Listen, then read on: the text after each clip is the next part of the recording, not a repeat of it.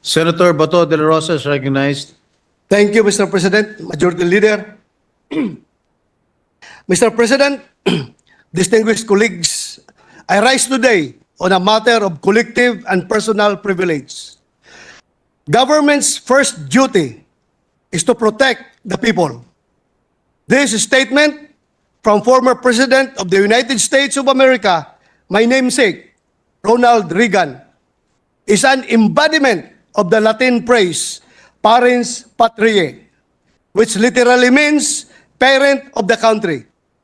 According to the recognized doctrine of parens patriae, a state has a paternal and protective role over its citizens or others subject to its jurisdiction. As parens patriae, the Philippine government has the duty to ensure that all its citizens are safe and protected, especially those who cannot protect themselves. Ang ating pamahalaan ang itinuturing na magulang ng sambayanan at tungkulin nito na pangalagaan ang kapakanan at interes ng mga ito. Kabilang narito ang pagtitiyak na ang ating bansa, ang ating tahanan ay ligtas mula sa kung sinumang magtatangka na manghimasok. We are a sovereign nation. This we know to be true. But for this sovereignty to be real and felt, we need more than just rhetoric. Ang kailangan natin ay parehong pisikal na proteksyon at pulisya. Yan ang inaasahan natin mula sa ating pamahalaan. Ngunit, hindi lamang sa literal na trespassing dapat maging mapagbantay. May tinatawag din na sphere of influence. Yung ibang mga lahi na may pagtingin na sila ang higit na nakaalam kung ano ang makabubuti para sa atin. Na sila ang may kapangyarihan na magdesisyon. Na sila ang Diyos. Noting that membership in the International Criminal Court is detrimental to the national sovereignty and safety of the Filipino, the Philippines submitted its notice of withdrawal from the International Criminal Court to the United Nations on March 16, 2018. The day after, the United Nations received the formal notification from the Philippine government, thereby making the withdrawal effective. Regardless of the withdrawal from the ICC, the Supreme Court, in the case of Senator Francis Kiko Pangilinan et al. Versus Alan Peter Cayetano et al., declared that in any case, despite the withdrawal, this court finds no lesser protection of human rights within our system of laws. Neither do we agree with petitioners' implied statements that without the treaty, the judiciary will not be able to fulfill its mandate to protect human rights. As such, the citizens remain protected even without the ICC. Sa mga nabanggit, hindi lamang binigyang diin ng ating Korte Suprema na ang pagtiwalag ng Pilipinas sa ICC ay hindi kawalan, kundi kinikilala rin ito ang kakayahan ng ating pamahalaan na pamunuan ang sarili nitong bansa. If the Supreme Court itself has declared that we can protect and promote human rights even without the ICC, then why are many of us still clinging to the idea of membership? Logically, with the new administration of President Bongbong Marcos giving importance to our national sovereignty, and with the President fulfilling his mandate to protect the people on all fronts, we can say that we have maintained the non-joining of the Philippines to the ICC. In March this year, when asked about rejoining the International Criminal Court, President Bongbong Marcos said, it opens a Pandora's box. It's still those questions of jurisdiction and sovereignty. I haven't yet seen a sufficient answer for it. Until then, I do not recognize their jurisdiction in the Philippines. A month after President Marcos was asked if his administration will serve the ICC warrant of arrest if issued against former President Rodrigo Duterte, he answered, "We don't recognize the warrant that they will send to us. That's no. We are well within international law when we take the position of not recognizing the jurisdiction of ICC in the Philippines." While President Bongbong Marcos, being the chief architect of our foreign policy, maintained his position of not joining and not recognizing the jurisdiction of the ICC, we were surprised by the recent pronouncement coming from the Secretary of Justice, Jesus Crispin Remulla, and Solicitor General Minardo Guibarra. Excuse me. Solicitor General Guibarra said, and I quote, "The Philippines has no legal duty to lend any assistance to the ICC prosecutor in conducting his investigation. But the Philippine government cannot stop him from proceeding in any way he wants." End of quote. Meanwhile, Secretary Remulla's pronouncement was, and I quote, "We are not in the business of blocking any movement of the Interpol unless a policy is laid out, which of course will go against our international commitments." End of quote. What is more troubling is when our Secretary of Justice declared that once an arrest warrant is issued, it's the Interpol's job to serve it. The pronouncements of those two executive officials are quite alarming.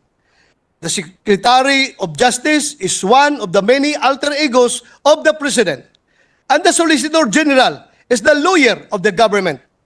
Are they challenging the policy set by the President? Mapanganib po ang mga pahayag ng ating Secretary of Justice sapagkat maaring makapagbigay ito ng mensahe sa ating mga kababayan na hindi kaya ng mismong DOJ na pangalagaan ang rule of law. Tila sinasabi rin ng kung wala ang ICC, hindi tiyak na episyente at epektibong nakakamit ng ating mga kababayan ang katarungan. Nakalulungkot din po na tila na hindi maingat ang Solicitor General sa kanyang mga unsolicited opinion. Inilalagay niya sa alanganin ang ating pamahalaan sa pamamagitan ng pangako nito na pag-aalalay sa ICC prosecutor na papasok sa ating bansa na ayon sa kanya ay legal duty. Sa ganito pong mga pagbibitiw ng commitment, nakukompromiso ang soberenya ng ating bansa. Kung hindi po ito isang konkretong halimbawa ng paggisa sa sariling mantika, ay iwan ko na lang.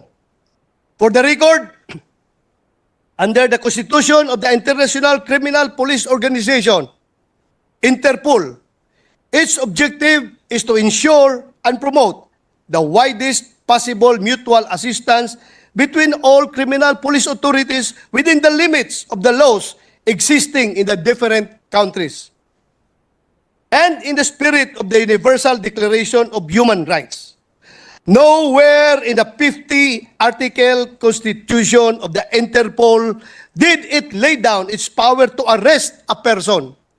So what is the so-called blue notice and other colored notices issued by Interpol as claimed by an infamous coup plotter? Is this tantamount to a warrant of arrest? According to their website, Interpol notices are international requests for cooperation or alerts allowing police in member countries to share critical crime-related information. In fact, Interpol officials do not arrest suspects or act without the approval of the national authorities. Thus, notices issued by Interpol cannot be considered as warrants of arrest under the Philippine jurisdiction. How about if the warrant of arrest will be issued by the ICC? Should the Philippine government recognize the validity of such warrant? The answer is still no. Let us consult our Supreme Court of the land, the 1987 Philippine Constitution, on which body can issue a warrant of arrest pursuant to the criminal case or proceeding. Section 2 of Article 3 on Bill of Rights of the Constitution states that the right of the people to be secure in their persons, houses, papers, and effects against unreasonable searches and seizures of whatever nature and for any purpose shall be inviolable, and no search warrant or warrant of arrest shall issue except upon probable cause to be determined personally by the judge after examination under oath or affirmation of the complainant and the witnesses he may produce, and particularly describing the place to be searched and the persons or things to be seized. This provision of the Constitution is also reflected in the rules of court issued by the Supreme Court, which judicial officers must follow when dealing with criminal procedure. Since we have established that only judicial courts have the power to issue warrant of arrest in our country concerning criminal cases, what will happen now if our law enforcers will implement a warrant of arrest not issued by a Philippine court against a Filipino citizen in the country? Attorney Harry Roque recently made a public remark on this issue. According to Attorney Harry Roque, the Interpol has no manpower to effect an arrest pursuant to warrant issued by a judicial body. As such, our law enforcement officers, such as the members of the Philippine National Police and the National Bureau of Investigation, may be asked to implement the warrant of arrest issued by the ICC. But according to him, since the Philippines is no longer a member of the ICC, we are no longer bound to follow the issuance of ICC, as it has no jurisdiction over us. He further claimed that if the PNP and other law enforcers implement the warrant issued by the ICC, those who will do so may be subjected to administrative and criminal liability. This is so because, according to our Constitution, the judicial power lies with the Supreme Court and those courts created by law. ICC was not established through a law, so there are no other courts other than the Philippine courts that should judge President Duterte's liability with respect to his involvement in the war on drugs. In case members of our law enforcement agencies will implement the warrant issued by the ICC and arrest former President Duterte in accordance with it, those law enforcers may be liable for the crime of illegal detention or serious illegal detention, depending on the period of detention. He claimed that there is no legal basis for our law enforcers to arrest a person based on a warrant not issued by our local courts. Further, he said that government officials who will allow the ICC in our country may also be liable as such. An act will be tantamount to graft and a culpable violation of the Constitution. Madalas niyo po marinig mula sa akin na hindi po ako abogado o law expert. Kung kaya't buong pagkukumbaba kong ibinubukas sa kapulungang ito ang mga isyong nabanggit. Sa tingin ko ay nararapat at napapanahon na ito ay mapag-usapan. Dahil maaari itong precedent, maaari ito maging precedent o batayan na mga maaari pang mangyari na kahalintulad nito sa mga susunod na panahon. This is not merely an issue of the ICC against former President Duterte. This is in fact a looming constitutional crisis. Atin bang tatanganan na mahigpit ang ating soberenya?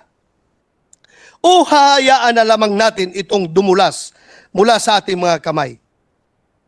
May sakuna po na nagbabadya at ito ay paparating at abot tanaw.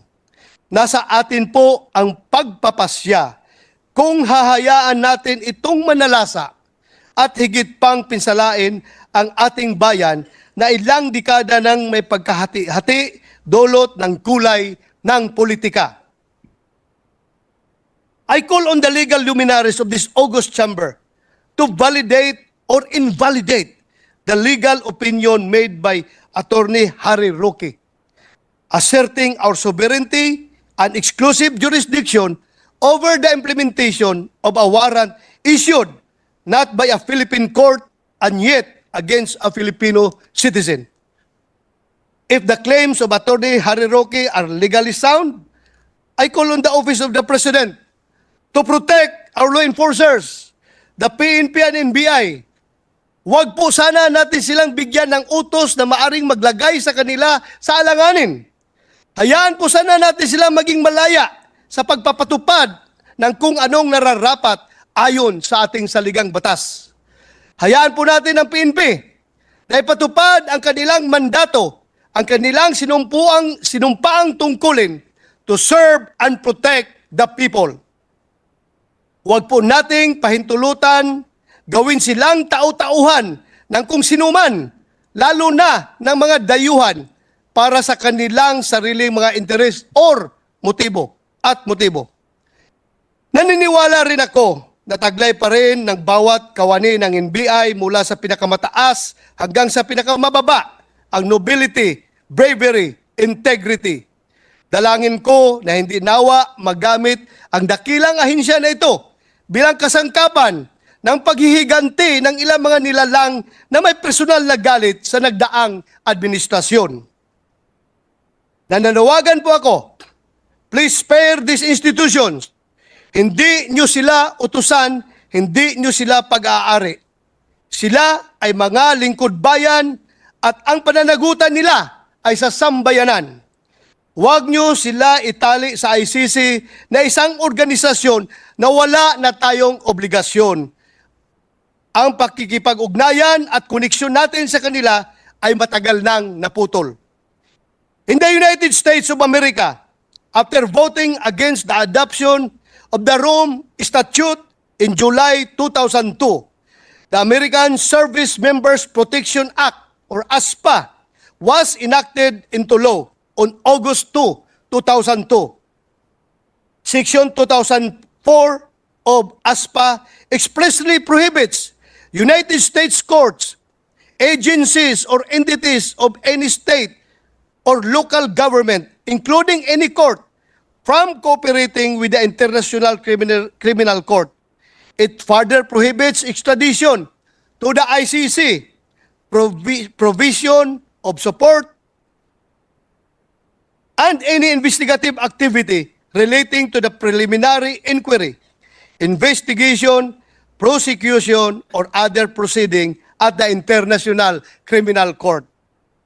What is more surprising under the ASPA is its Section 2008, wherein it authorized the President to use all means necessary and appropriate to bring about the release of any person such as members of the armed forces of the United States, elected or appointed officials of the United States government, and other persons employed by or working on behalf of the United States government who is being detained, imprisoned by or on behalf or at the request of the ICC. Truly, the United States of America has shown how to perform its first and primordial duty to its citizens: protect the people. Before anything else, I wish to thank this august body for the consistent show of support for the administration of former President Duterte, proof of which is the sufficient annual budget for his priority programs, including the PNP's War on Drugs. Daghang salamat. At this point, I would like to ask the members of this same august body, where do you stand in protecting our citizens? Would you be willing to enact a Philippine version of the American Service Members Protection Act to protect our citizens and our national sovereignty against those encroaching international bodies? President Rodrigo Duterte and I are not afraid to face prosecution, even persecution. But let it be done by our own people, by Philippine courts. The Philippine Rules of Procedure. Ang pananagutan namin ay sa ating mga kababayan at hindi sa mga dayuhan. President Manuel L. Quezon once said that he would rather have a country run like hell by Filipinos. Gaano nga namang kasama ang tingin natin sa ating pamahalaan, ang mahalaga ay tayong mga Pilipino ang namumuno nito. After all, no matter how hellish it may feel, our sovereignty remains true. And in the name of that sovereignty, we can also change our destiny. Let us not sit back and watch others do it for us. Yun na siguro ang tunay na impyerno. I wish to end the way I began, with a call to protect our people. Everything else, a warrant of arrest, the ICC's jurisdiction, our refusal to offer cooperation, is simply an offshoot of that primordial question. When the dust settles, will we be siding with the ones who threaten our nationhood? Or will we be found standing with our people? As for me, I hope, I trust that the Office of the President and the entire Executive Department, including the Department of Justice, the PNP, the NBI, as well as the Legislative Department, especially the Senate, will choose to protect our people. Maraming salamat po, Mr. President.